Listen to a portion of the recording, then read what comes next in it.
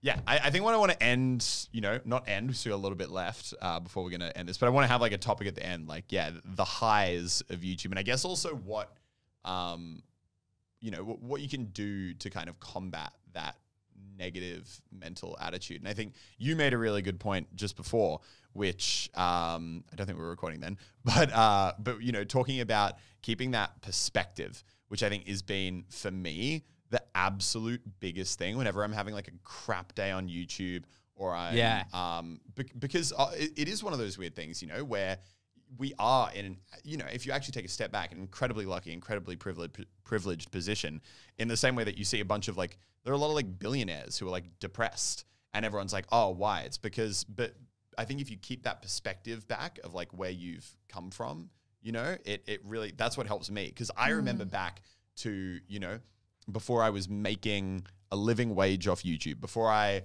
these days, a company would be like, oh, like, do you want to like come to E3 and like cover this game for us? And I'd be like, oh, I don't want to have to fly to E3 on a 14-hour flight to go and then have to wake up at 6 a.m. to go and play this game and figure out how to make a video on it. But then I think back, literally 4 years ago, I was doing an internship at an office not far from here at a YouTube network. And I have the clearest memory of this. And I think it shows how impactful it was on me and how crazy it was at the time.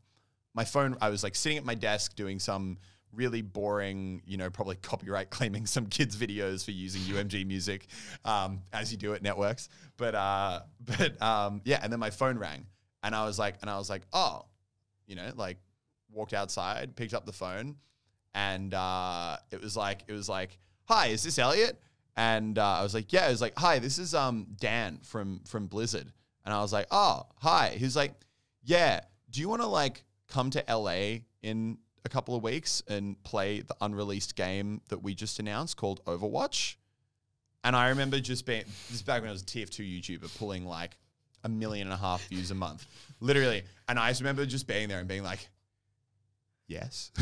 and I remember actually just freaking out. Like, this was I wasn't getting paid, wasn't making money. This was just a developer of a game that I was incredibly excited for, that had seen my content and gone, oh, I think it would be super cool if we could like pay for you to come and play our game. Yeah. And I literally remember, no joke, this was all that was running through my mind. I was like, you know what? Rest of my life doesn't really matter as long as I don't die before this trip. Literally, that was my mental state. I was like, if I succeed in not getting hit by a truck before I board this plane and play Fortnite and go and play Overwatch, like I'm great. And then, then there was that next, and it was an amazing trip. And then there was the stage after that where I had the first company actually pay me to go to an event, and that was Ubisoft.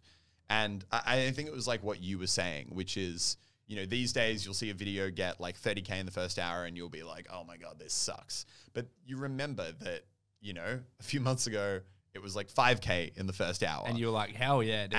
And it's that problem because YouTube's such like a crazy wild ride that goes from 0 to 100 so fast in everything, both in how like your content performs, the size of your channel, the influence you have, the money you're making, the way your videos are performing. Yeah. And it's not so much getting, I think, addicted to just doing well. It's getting addicted to that trajectory of progression. Things of progression and things going up and up and up and up and up. And your brain is constantly resetting the benchmark in your brain of what success is. 6 months ago, success for you could have been 200K on a video. Now, 200K on a video is absolute failure. A year ago or a few years ago for me, like with that story, the concept of a company inviting me out to come and play a game, no payment, no nothing, just like come out and make videos on our games was the peak of life. Yeah. That was not just like, oh, this is a good YouTube moment. That was like my life is now complete, like check mark done. But these days it's like, oh, I don't want to have to fly. But but then you think back and you do those mental checks. You're like, man, you know what? Sure, there are so many crap mental moments, which, but a lot of the time it is, and this is not to understate it because it is something that everyone goes through and it's totally inevitable that you will go through it. But I think that one of the biggest learnings I've come to realize in the past few years, and I think, the past 6 months or so of me doing YouTube have probably been the best mental state I've been in with it, is just that like so much of that pain and that stress, pretty much all of it really, is self-inflicted. But also, and this sounds so weird, I actually don't regret any of it. And I think it was very necessary, because I think you need that level to succeed in such a competitive, crazy, wild, demanding industry that YouTube is. I think you need a bit of that like self-flagellation, a little bit of that beating yourself up for not doing well. And it's not healthy. And I am sure there are probably people who have navigated that way healthier and have still been just as successful.